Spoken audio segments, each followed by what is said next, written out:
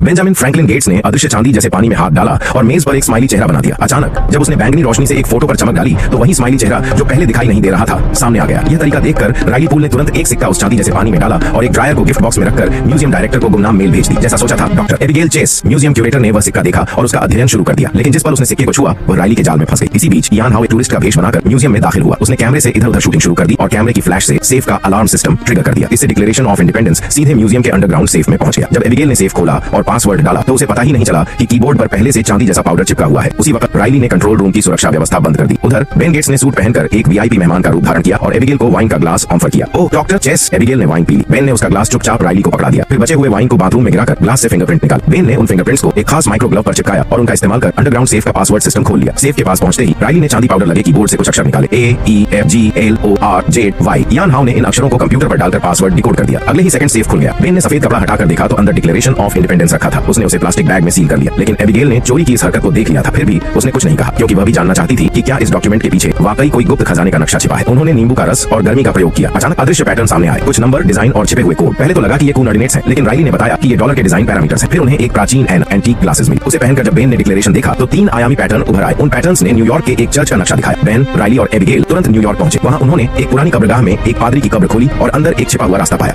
धीरे धीरे चलते हुए वे सदियों पुरानी एक विशाल पत्थर की दीवार तक पहुंचे। बेन ने दरवाजा खोला और सबकी आंखें फटी रह गई। अंदर सोना, चांदी, रत्न और अनमोल ऐतिहासिक वस्तुएं रखी हुई थी जिनकी कीमत अरबों डॉलर थी। लेकिन बेन गेट्स लालच में नहीं फंसा। उसने सारा खजाना अलग अलग म्यूजियम्स को दान कर दिया। अंत में धन्यवाद के रूप में म्यूजियम ने उसे एक बड़ी कोठी उपहार में दी और वह एबिगेल चेस के साथ सुखी जीवन जीने लगा।